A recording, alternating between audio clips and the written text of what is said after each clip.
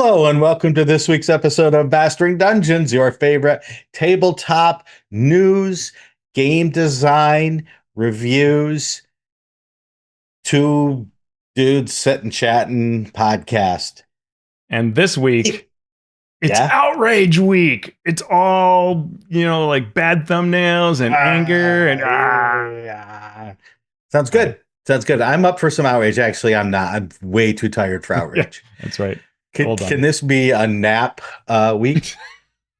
Nap rage. Nap rage. Nap rage is my favorite rage. I'm Shawn Merwin. I'm here with Teos and we're going to talk about games because Sweet. that's what we do. Now we're recording this a little early. Teos is going to be out next week, so we're giving the old double dose of podcast here for us. But everything should be normal. There's nothing to fear. Please stay calm. Although you can send us your questions calmly, not with outrage, to masteringdnd@gmail.com, to our accounts on Discord, Bluesky, YouTube, Mastodon, or just yell out the window. Maybe we'll hear you. I hear one now. I hear one now. Actually, I hear two. Two coming in at the same time. So let's cover both at once. We have Magus via Patreon Discord and Bernard Grober via Patreon, who had these two questions. Let's say I grow to love Daggerheart. That'd be very nice. I'd be very happy for you. There aren't any adventures or campaigns for it yet. Well, there's a campaign framework, which we'll talk about in our main segment. I also like a lot of the existing official or non-official 5e modules, which I haven't played yet. But it makes sense to run them using Daggerheart instead of 5e. Supposedly, they were built to play to the strengths of 5e. How do I convert them to play to the strengths of Daggerheart? Is that even is it even necessary to do anything? And then the question from Bernard is commenting on the similarities between Daggerheart and Powered by the Apocalypse games and how those adventures are often very short, where 4 pages is a mighty tome. Is that what Daggerheart will be about? An RPG without published adventures and campaigns? Or is it the first Powered by the Apocalypse style game where play to find out what happens takes a back seat? Or did I overlook other Powered by the Apocalypse style games where having, quote, real adventure modules is a thing? All right, Teos, you give us your thoughts here. I love these questions because they get to how Daggerheart is, different enough that we have these kinds of considerations. And Burned, his question is very astute, in looking at the Powered by the Apocalypse format. We can look to the playtest and quick play adventures, right? That's one thing we can look at. So Daggerheart does sort of have an adventure. You can go to their website and download it free it comes with pre-gens and all of that. Simple version of the rules. And that adventure and the playtest adventures before it are much more similar to a D&D 5e adventure than a Powered by the Apocalypse type game. That doesn't mean that that's what we will see always, but so far it looks very much like a D&D 5e adventure in general, in that they have set scenes and an expected way that things will play out, and you go from encounter 1 to encounter 2 and that kind of thing, with a little more openness. And if you've read the rules, like where they discuss about jumping onto stealing something from a noble and jumping up onto rooftop and having a possible chase, it's very wide open how that can play out and which things will see emphasis, and not at all the type of encounter that 5e would be, where you would use a very mechanical process to figure out that combat. So we may see a mix, trying to deliver meaty scenes, plots, but then also frameworks for social and exploration scenes and open ideas in between. Yeah. Last time, I like 20 minutes ago, we took a question that was along these lines of, how will this game play for game masters who are used to 5th edition and linear adventures and so on? And this goes right along with this topic. if Daggerheart wants to succeed to the point where it is considered on the same level as fifth edition, it will need game masters to pick it up and play it. What will it take for game masters to pick it up and play it? Probably adventures, and adventures that are easy to run, to teach the game, to get the flow of the game, to give tips to game masters about different ways that they could run a game. So I think we will definitely see more detailed adventures, more linear adventures, which is great for me because I don't want to spend hours figuring it out, right? I time is valuable. I want to sit down and I want to play. And adventures are adventures and rules are rules. So unless an adventure has a very specific game mechanical element included in the rules of the adventure, you could theoretically take any adventure and run it in any game system. Mm-hmm. Back a millennia ago, officially, uh, I ran a top secret game that used D&D adventures. Right? I ran the top secret characters through like the Castle Amber, and I ran them through like Salt Marsh, right? I Awesome. ran them through these adventures. Uh, the issue, of course, is power level, rules, monsters, adventure flow, resource management. What's it like to fight uh, five first level characters versus six zombies in D&D? What's that going to be like in Daggerheart? What's that going to be like in MCDM's Draw Steel? What's that like in Fate? Right, all of these things. I have no idea. But with some research, I could figure that out Yeah. and run Curse of Strahd with Daggerheart. How much work is it going to take? That's the question. Yeah. Yeah. It's even fourth edition, right, which was a fairly different engine, had that Right. question asked of it, can I run older adventures? Yeah, of course you can. It takes some work, right? Because Mm-hmm. fourth edition had a very nice system of saying, well, a monster of its level is equal to a character of its level, and so this is the Mm-hmm. expectations of how many things you fight. And so if you just go and find some AD&D adventure that had 20 zombies, that's a problem. Unless Mm-hmm. those you lower the Right. CRs, and so you've got to do that math work there. I think that converting 5e to Daggerheart will be fine, with just the understanding that you have to make that kind of math change, right? Because not all things translate, and the monsters will be different. So what I would just look at when it comes to monster fights, which are most of your combats, I would just think about what the concept is. It's undead or it's whatever, whatever the theme is.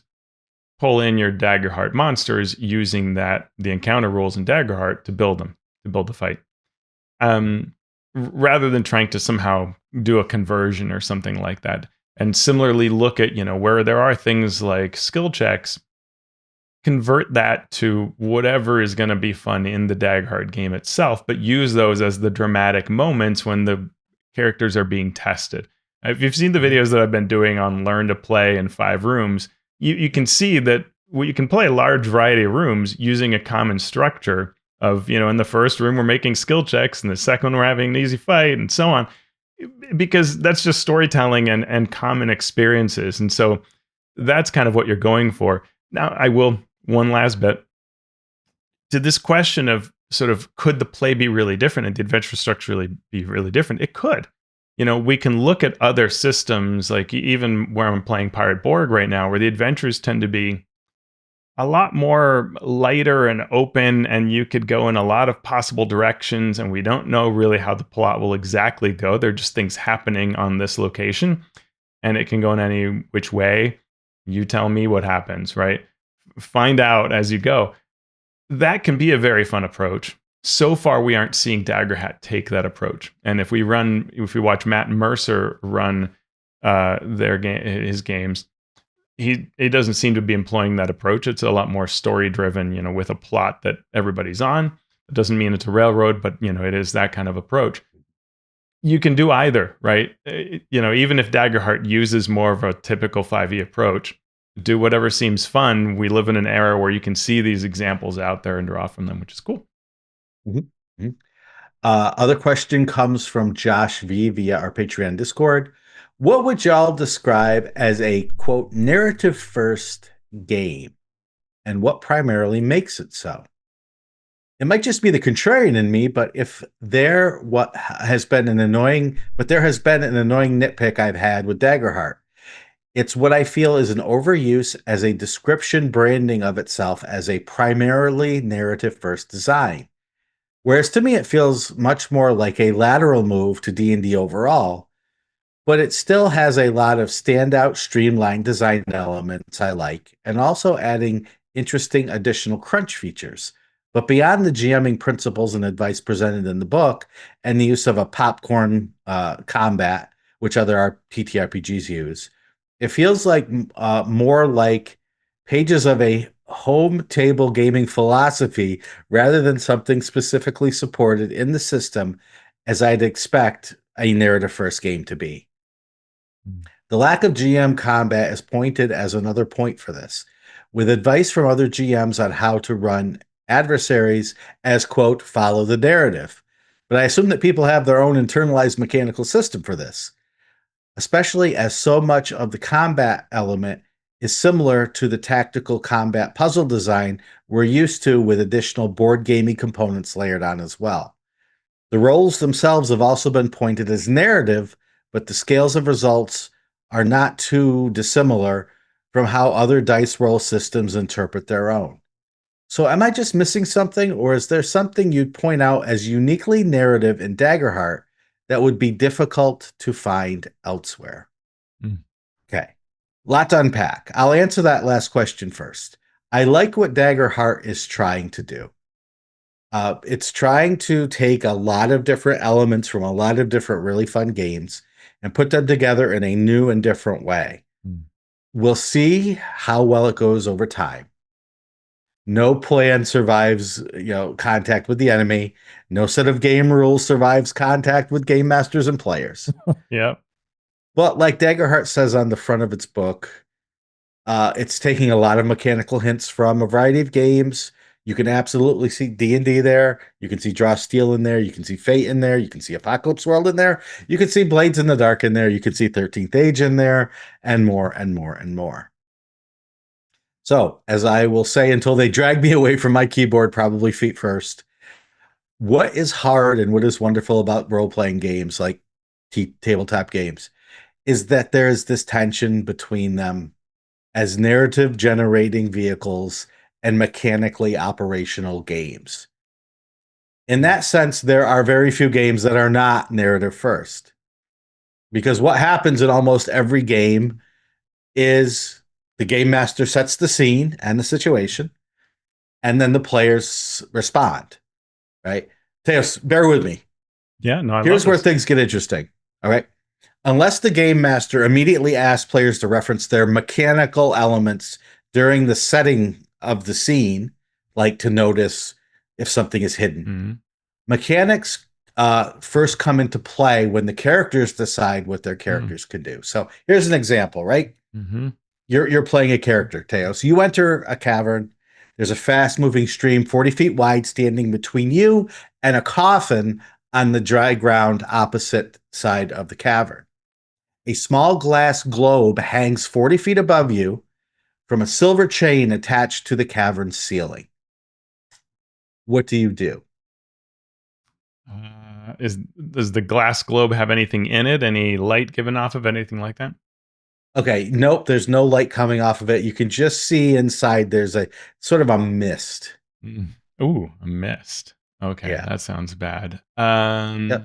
I'm clear. I'm convinced this is a trap, so I'm gonna begin checking the ground for traps that might trigger something related to this Oh, glass globe. okay, perfect. So Teos did not go directly to his character sheet. Teos asked a defining question, which I would consider still narrative, Mm-hmm. and then said, I want to search the ground. So far, it's been narrative first. We didn't even say what kind of game it is, right? Right. We could be playing any game True. and it's narrative first. Yeah. The question happens then when we need to resolve whether you succeed or fail. That's when we look at the character sheet. That's where we go from narrative to mechanical. Mm-hmm. So I'm sure there are examples of non-narrative first specific games, Right, right. but this could be any game and it's narrative Yeah. first. Uh, but what if Teos had said, I make a perception check Mm, to see if there's any strangeness happening because this has to be a trap. Is that now not narrative first? Is that now mechanical? Or is it both? right. Well, I thought, if I was playing a very brash character, I might have just smashed the glass globe, right? But even Right. then, there's a narrative angle to that. It's based on the fact that my character would do this, Right. tempered by my knowing that I'm at a game with 6 other people or 5 other people that might get mad at that. Sure. Sure. But and Yeah, so say you have a bow and arrow and you shoot the globe, yeah. right? So you say, I have a bow, so I will shoot the globe. Since you looked at your character sheet and said, I have a bow, are we now out of narrative and into the game, or are we Well, still in yeah, narrative? and maybe this narrative first is sort of a tagline we're all using because we kind of are sort of in a nebulous way agreeing what it means, even if it doesn't mean what it says.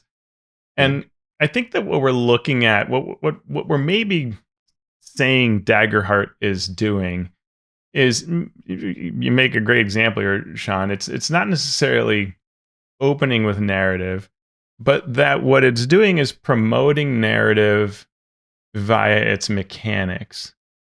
In that, it's trying to do things that say, like for many of the domain cards, interact with this situation in an interesting way, add to the story, tell me what you're trying to do, involve this kind of your opinions and thoughts and Yeah. creativity into it.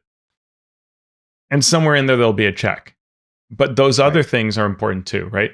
Or 13th Right. Age will say, when you use a skill, well, there aren't skills, but there Right. is, just as in Daggerheart, your Yeah. experience, your background, your thing that you've done. Well, I was a Mhm. circus performer, so Mhm. I'm going to look at that chain and see whether it supports my weight, right? Yeah. Something like that, right? So that narrative gets pulled in there because we haven't just given you a skill, we've asked you to think about who you are, right? Right. Or we've asked you in your domain card to dig into the story that's taking place and be part of it. And so maybe it's not first as in starts with, but that it promotes it, right? Right. And for sure. And so you can say, if you spend a hope, right? Like some of the Mhm. the newer cards that have come out in the playtest, right? You spend a Yeah. hope, you can do blank. You can add to the story in your own way. Yeah. But is that narrative or is that game mechanical because you're spending a game mechanical resource to do it? In Fate, Mhm. you could spend a fate point to change the situation around you, right? So is that narrative first, or Yeah, I think is I that think mechanical, or is it I would both? say Fate is very narrative first. It looks to promote the narrative more strongly than other games you think of, especially D&D, which is what you're going to usually think of, right? Except if you have a background in D&D that says I am a sage, uh, right? Maybe the sage feature has you have a tome with you that has a you know 200 Yeah, pages, and you get to decide what. Oh, well, one of my pages of my sage's book has information on yeah. coffin globe combinations in history. Well, Let me flip through my book. Is that now not narrative because I it's I D and think D?